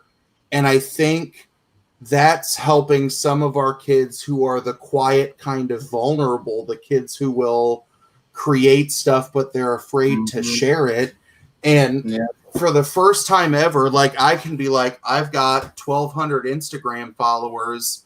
I've got people who watch me mumble like Eeyore about comics. So fuck me and what I have to say. Like, if I can tell a kid, here's 30 seconds of me sharing with what you do, and this online community is so cool at like shouting people out, you know, resharing art, hyping kids up, even if they don't see it live, and I can show them like comments from Instagram or from a chat, I think that's the other kind of connection that it builds in terms of like looking for the kids who are the weird versions of all of us when we were younger, doing all of this shit that is nowhere near as popular where it is now, where we can see past versions of ourselves and we're in positions where we can help elevate the cool things that they do that give them that sense of validation. And that's been really, really fun to see, you know, a piece of art get, you know, a couple hundred likes on Twitter or Instagram, and I can show that kid and they're freaking out, and I get a parent like, did you share that? That's really cool. And it's like, this is the shit that matters beyond education, because your kid may want to go to art school, and if you're like, well, you're going to fucking flip burgers, not in this day and age, in a world where people need all of this creative talent that, you know, the flip side of No Child Left Behind and kids not being able to think, we've also stifled creativity in kids and told them that they need to be creative, but within a very tight-knit parameter of things that they should do to be creative so we can assess them. And I think that becomes the other thing that, like, comics, you know, this medium, looking at all of these different things in terms of things that keep me entertained, if I can help kids find that element in themselves in the creative sense, to my kid who wants to write a thorough academic breakdown of something, like, that's what I feel like I'm here for. And to kind of mirror what Ace just said, I barely passed my senior year of high school because I just stopped caring. I almost got kicked out of the teachers' college when I was in college because I didn't believe I needed to wake up and go to class. So why would I wake up and go teach in the morning? And that shit's still really hard. But I have become that person where like I only care about the deadlines that matter. I only am hard on kids if they are screwing up on something for the 4th, 5th, or 6th time, because I was that fuck up and I didn't have the right person until later in my academic career who was able to kind of shake things and put shit in a perspective for me to do that. And I think that's the other way that, you know, we're not just vehicles to teach kids, you know, how to read, do math, or bullshit about civics and old white people who yell on television, that we are glorified babysitters. We are life coaches. We are that transitional entity, that we are that life coach for kids, that, you know, no perfect human being becomes a teacher. Yeah, we all became teachers because we were fucked up somewhere and someone pushed us in the right direction. And this is our way of paying it forward for the rest of our life. And I think that's the thing that people don't think about in the era of test scores and GPAs and college applications. Amen. Yeah, I agree. I agree on all of those subjects, and unfortunately, I think we're going to have to about leave it there because we're approaching quickly to midnight, and a lot of us have some work tomorrow. So what we wind up doing at the end of every episode is, well, we want to make sure that we want to know where to find everybody as parts of the comic community. So we do a little thing here called Promote Yourself. So let's start it out with Comic Poser. Is there some place that you're going to be appearing on the YouTubes or Instagram or the Twitter or the Facebook? Where can people find you? All of those things. So I drop content on my channel every weekday, and you'll notice that I wear the same shirt in a lot of consecutive videos because I record everything on Sunday and then edit it throughout the week. But Monday and Tuesday tend to be ranking, like weekly ranking videos, and then my pull list video. Everything else is random unboxings or whatever I want to talk about. Normally on Thursday nights, and we're taking this week off, we've got 3 rounds left in my comic book this or that debate tournament that we're almost down to our final 4 teams, that you can check out everything on the rewind over on my channel. But I'm fairly active. If you want to see the weird things that teachers do during their downtime, like Ian talked about racing to his LCS, which I did that too. Today I learned that Supermarket Sweep was coming back in October, and I filmed a reaction video to that. So you can see, you can see all kinds of weird shit over on my channel. Or if you're a traditional, I like to read reviews kind of person, go to my website, comicbookposer.com, where I'm reviewing a lot of like indie comics or Kickstarters, in addition to the stuff that comes out weekly if I've got time to do that. So you can find me everywhere. It's the same kind of passive-aggressive Eeyore tone because I can't fake exciting. You now know how boring it is in my classrooms. It's easy to sound exciting. All you have to do is have a shit ton of caffeine and then just be a little bit tired because then you're just trying to race through everything just to get it goddamn over with. That's true. Raced through already. Yeah, it felt like this episode flew on by. Yeah, yeah, definitely. But they all do. I'm always prepping like crazy beforehand, and then before I know it, hey, it's almost midnight. Oh shit, I have an 8:30 hearing in the morning. And I've written nothing out. Yeah, I try and do my best for my job and testimony. Air Spider, if you're talking about the blue rag that I'm wearing on my head, I am not to the bald is beautiful phase that Kurt and Ian are at. This is the party that I've got going on right now, where she's going in like uneven splotches. I gave up right about there, and I just said I'm taking it all off. Yeah, I'm about to do that, but that's why there's always something on my head, teaching or no, because I look like my hair is representative of my yard outside of my house. It's patchy and uninviting, but shit happens. Yeah, me and my family go bald young, so I went bald at I started going bald at 26, 27. So yeah. I think all guys after you turn 50 just shave your head because it's just looking weird up there. But House to the End said something down there, and I think we'll actually do this because this was a great episode, and there is plenty to talk about this. Y'all need a part 2 to this discussion. We will make sure that comes up.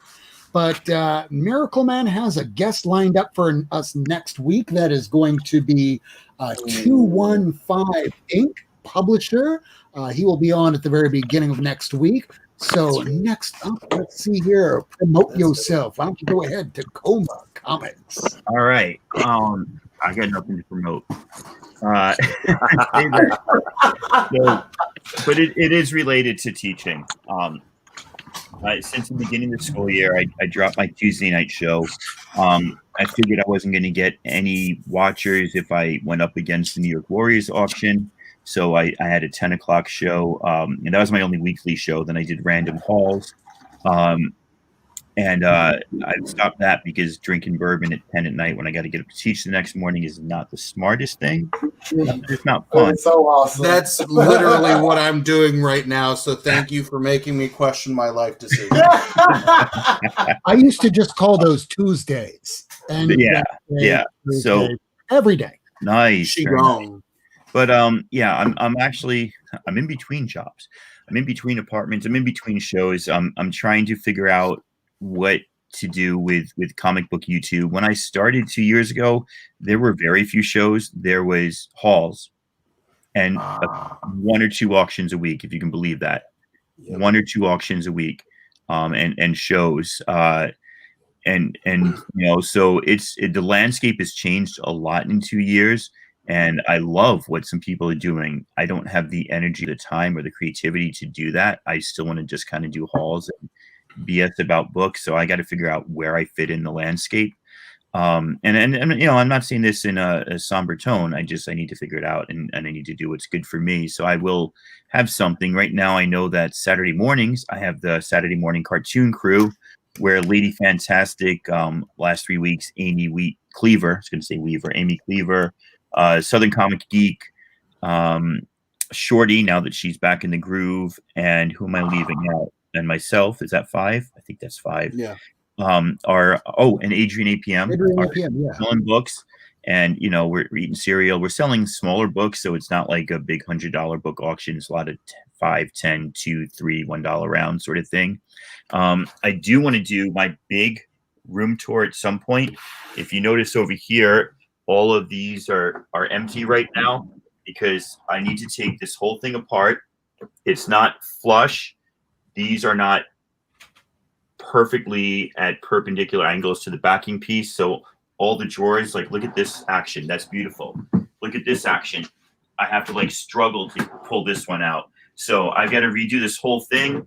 Got to fix with plexiglass in all of them. And then I eventually will do a room tour. And I think when I do the room tour, that's when I'm going to reappear with a weekly show. Oh, yeah. Yeah. So that's me. But, sub me up anyway because I'm around. That's Tacoma Comics. And hey, don't feel bad about retooling. Discovery Bay Comics, he's doing that right now because... I was talking to him today. I sent him a long epistolary on Instagram about his show and about taking time to figure it out and the YouTube landscape. I sounded a lot more knowledgeable giving him advice than I do about what I should do. It's always that way. When you're giving someone else advice, you know what you're talking about. The second you have to focus on yourself. That's the teacher in everybody, though. Mm-hmm. If we only heeded our own advice most of the time, we'd be brilliant and would run this shit. But I have my own house already. We are so tapped out by the end. Woo, boy.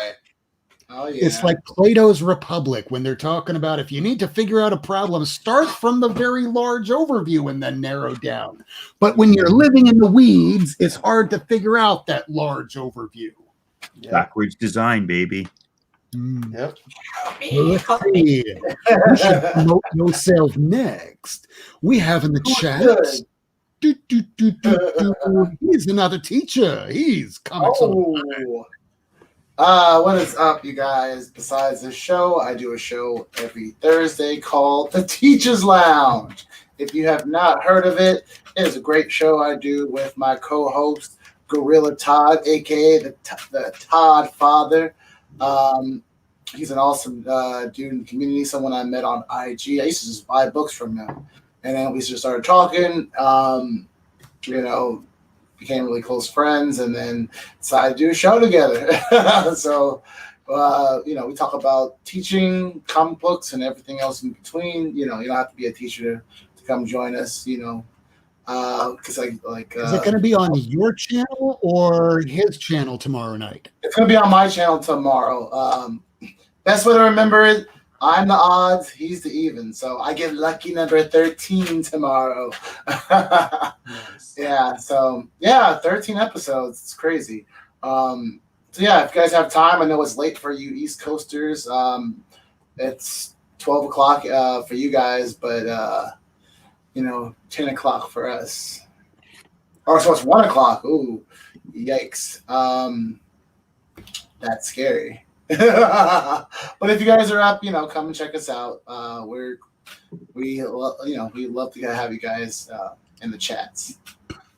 And then besides that, I'm always lurking and sometimes on IG every once in a while. So I love this community. And that's why we do this week in, week out, every Wednesday at 10 p.m. And we still have one more person that's not me to say, promote yourself. And that person's going to be Miracleman. So I don't really have anything going on, guys. I do this little show here Wednesday nights.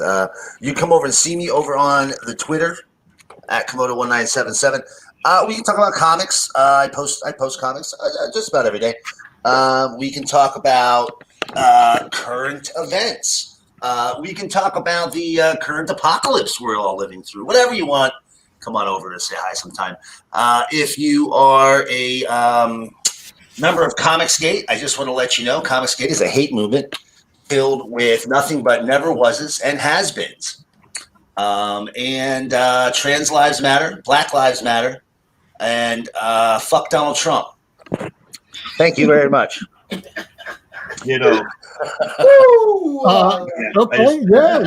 yeah. I'll just hand over to my flag in that moment.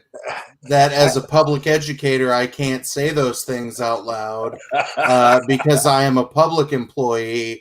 But if you know what the mashup of the movements all are on that flag, that you can find, I think it is over at the Pride House or the Pride Palace on their website. That is how you can make a subtle statement to all of your students without highlighting it the whole time. But I may or may not agree with 100% of what Miracleman just said. You don't have to agree 100% with anything, with everybody, at any time ever, because that's what makes us human. And I guess that leaves just me now. So here we go. I guess I'll blow myself up, go through the regular rigmarole stuff, and just say, you can find me on Instagram at NotNearMint and on Twitter at Rworstreport. I post comic books every single day, and we need our educators, man. So thank educators whenever you get a chance. Give them little gifts if you can. Do little dedication episodes like this one that we had tonight. And we'll be doing a part 2 of this within the next coming weeks. Next week, we're going to be doing an episode with 215 Inc. He's a publisher. Check him out. We'll be posting about him on Twitter soon enough. But otherwise, this is a show that we do Wednesday nights every single week. We've been doing it 58 weeks strong. We'll be doing week 59 next week.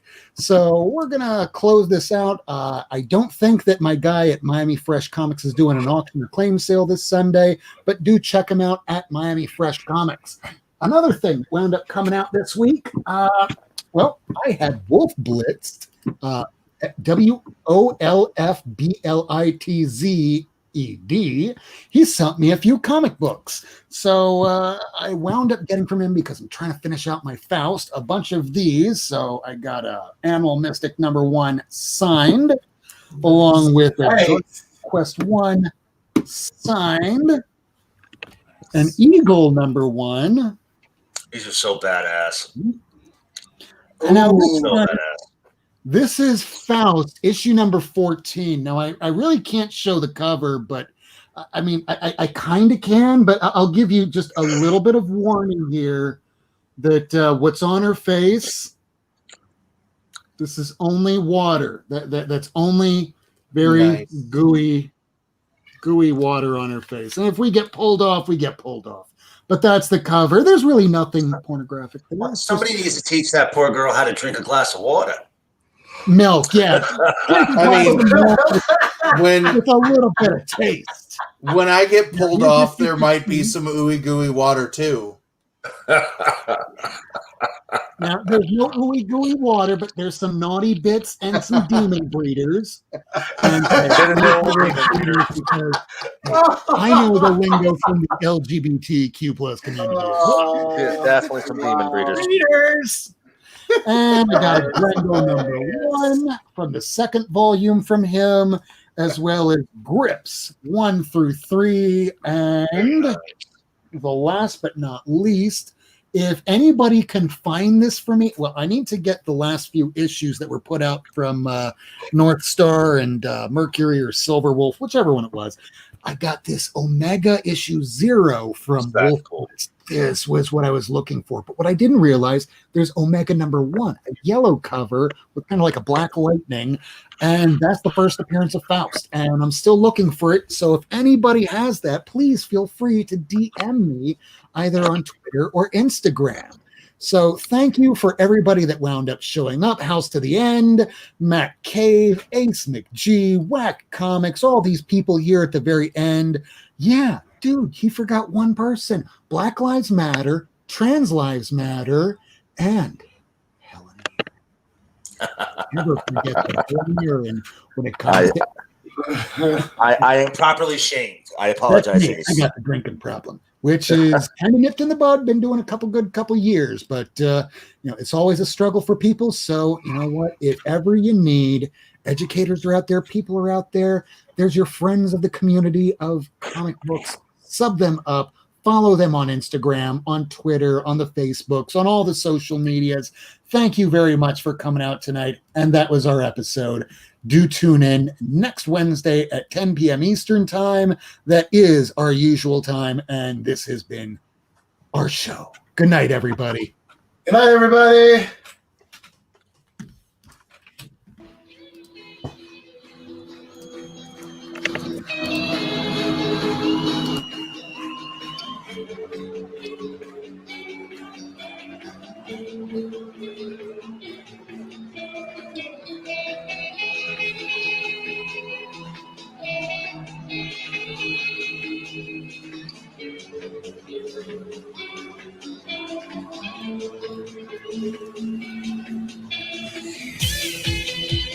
Thanks for tuning in. If you want to see this episode again, along with a catalog of back episodes and issues, surf on over to Not Near Mint on YouTube, Twitter, and Instagram. Subscribe and hit that bell for notifications.